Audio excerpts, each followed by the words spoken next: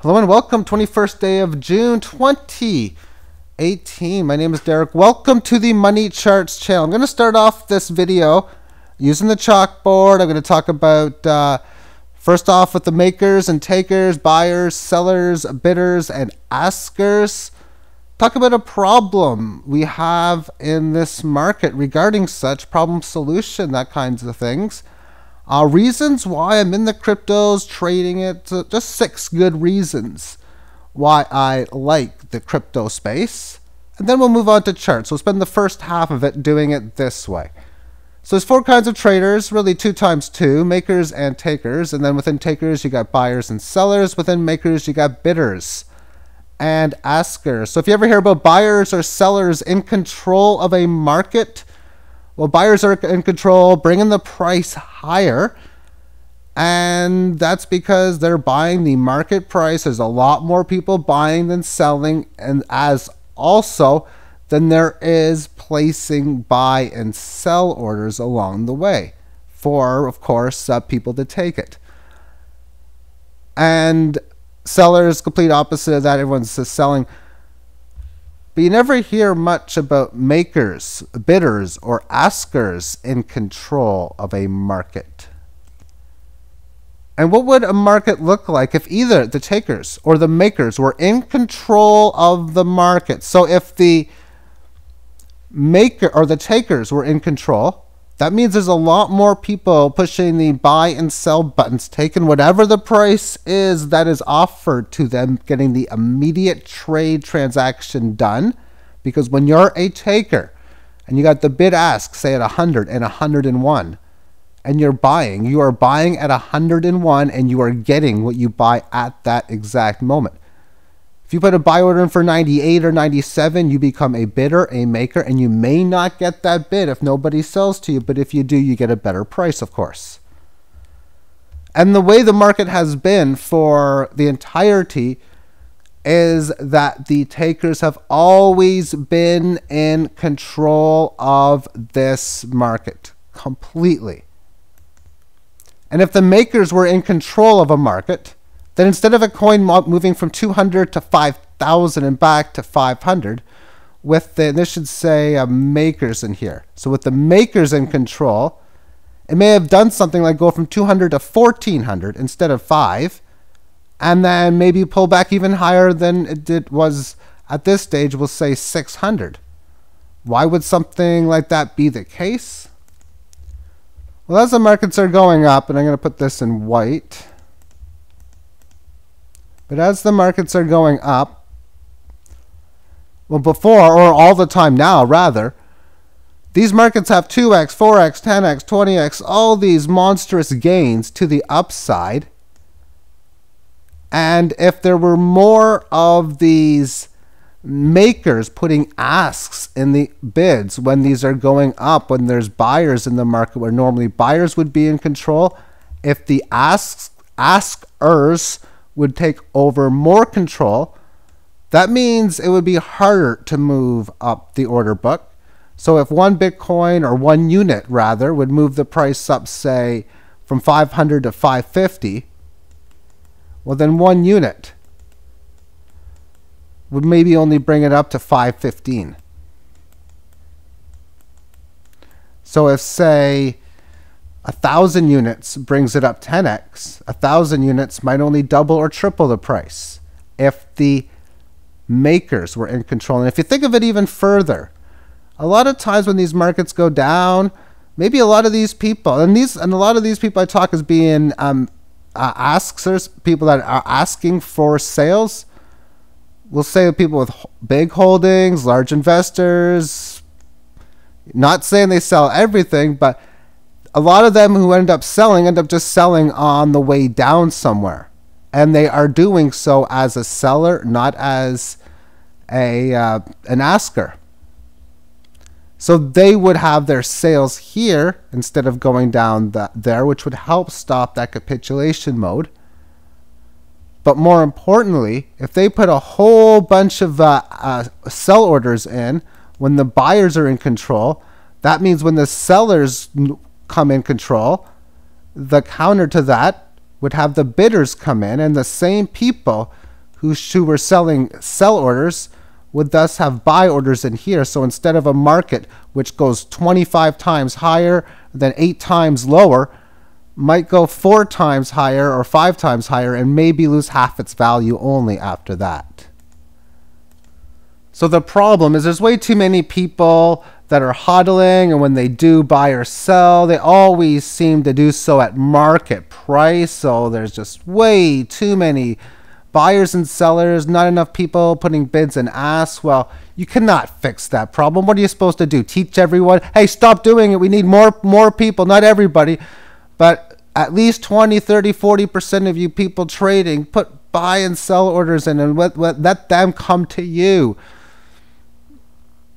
I don't want that, actually. So just the solution from a problem is you profit on the volatility. In time, if cryptos are going to work, then this problem will actually fix itself through, especially with technology. But okay, so let's move on.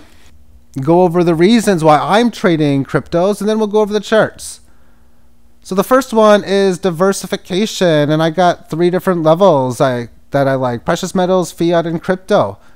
For what happens if the Bitcoin or any cryptocurrency space and such, they all become like the central reserve currency. They become the big thing. The $1 million price or the huge gains to follow become accurate. Then you're going to be glad that you have them. Precious metals. How happens if we see a dollar problem, but it's not cryptos that do well, it's gold and silver? Well, you're going to be glad to have that. And fiat. What happens if the US dollar standard remains such and keeps going on? And at this time, you need to have it just to live as it is anyway. So the 3 main investment classes that I look at it. I like cryptos because you can be your own banker. You can be so with precious metals as well. But when you're in control of your funds, and you can do so when you're trading the market with stock markets, you're in control of your funds that way. I understand that because there's really no difference in trading on an E-Trade account compared to like a Binance account. It's pretty much the exact same kind of thing. Now, of course, within the cryptos, you can protect or have your cryptos on a hardware wallet, which is something that is not available within the fiat aspect. But as far as trading, being in control of your investments, making decisions of where you want to put your buy and sell orders, or when you want to be a buyer and a seller, that is your decision. And that's you in control, or myself in control as a trader. But a lot of you watching, of course, same situation. Spendable ranking, and I give it a C. I give it a C because, or satisfactory. How easy is it to spend? For me, when I'm getting groceries, gasoline in the car and all that stuff, and precious metals being delivered, it's spendable. Advantage gambling. Sports betting, playing the game of poker.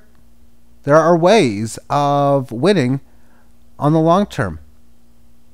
And in this case here, definitely is amongst the case of games where you can advantage gambling. To me, is expect over the long-term time frame to be a winner when it comes down to it. If a quick example is you take a 52 card deck. If you were to guess just the whatever the card is, ace, 5, 10, jack, there's 13 different ones. If you're getting 15 to 1 odds or a 14 to 1 odds on your bet, then just guessing a number with a fair deal means you would be expecting to take a profit when you play. Low risk, high reward. And I want to put it this way. It's not high risk, high reward unless you choose for it to do so. And a lot of it can be high risk, but I say that as in when you go to number 1, diversification. If you put smaller amounts into cryptos, because of the huge gains that are applicable from coming to such, then you can say, I only want to put like 6-7% of my funds in cryptos. And if you're like myself and are very good at trading on top of it, you can notice very easily that cryptos become a major part of these 3 categories. in no time at all because of the market conditions. And also, if you're using a strategy like this, where you're only putting a small amount and you're seeing current market conditions with markets going down, then it makes it easier to buy more every so often because you only put small amounts in. Oh, I could put like 300, 500, 600 in. Okay, then say a couple months later, put another 100 in or another 200 in, and whatever is small to you is a whole example for saying this. And finally, computers and technology age. And when the electricity age came into place over 100 years ago, well over 100 years ago now, then that changed the world. And I remember saying around 1998 that this whole internet thing is going to be huge. And sure enough, it is. And computers are taking over the world and all this technology stuff. And right now, cryptos is right in line with how the trend of our world is within the technology of everything. Let's move on to charts now. And we'll start off with NLC2, No Limit Coin, which has been added to Bittrex. Opened at around 1,700 Satoshi, is now trading at around 1,100. I remember last year in the summer buying this at, it was mainly around 15 to 1,600. And I rode this thing up huge to like 10, 15,000. But I wasn't liking this. This was a fantasy sports site. I wasn't liking it as its actual website. It was not good. I didn't like it at all. I would give it pretty harsh bad reviews. And I was thinking to myself, man, how can this thing be doing good? But just because I don't like it doesn't mean the rest of the people don't. And then the thing was going up, and well, it was like 14, 15,000. Now it's at 1,000. Maybe it'll do good, but I was surprised to see that this coin got added onto the Bittrex exchange. And let's take a look at Bitcoin now. And it's doing its continuation within its 18 average band. So it's pretty much around the 18 average of closes now. And it's at that test time. When you look back at all of the reversals of these markets on the daily term time frame, it always had a move like this, a test, if you will. For the last time, wasn't much of a move, but it was still a move. There's your 18 test, and it passed right there.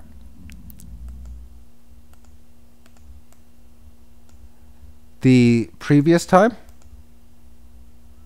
comes into the band in here. It did go the 18 lows, but this is where it managed to get it. It barely had a rally on this one, though. And all the ones previous is going to be within the bull market. We're doing this in a bear market now. So a little pierce below, but it didn't take long to recapture it. This one last September, as we can see, it really didn't do much of a decline, just one leg lower. But as it got up to the 18, it obviously held the support level of the 18 lows. And it managed to do its thing, make its move above the 18 high. So long story short, that's what I'm waiting to see, how it's able to handle such. This one here was a spot where it spent like 3 days inside and just had a huge lift higher. Again, these are coming from bull markets. And when you're in a bull market and you have your correctionary phase, never much of a surprise. This one had several lower highs. So when it got to the band situations in here, it spent a little bit of time and then didn't even get to the highs, had the leg lower. Here it got its little move. The difference last time when it got in the middle of this band, it sold right off. This one, it went sideways for a few sessions. And in here is where we've seen it leaving the 18. And again, in the January rally, we've seen the resistance at the highs as it didn't sell off at this point. And This was again coming from bull market territory. Now we're going back to 2016. And in this case here, we're still in the bull market since 150 was the low. But after a major 3 down period decline, when it got to the 18, it just continued the decline into August. But we can see in here, this is the period situation in which it ended up getting above for its leg higher.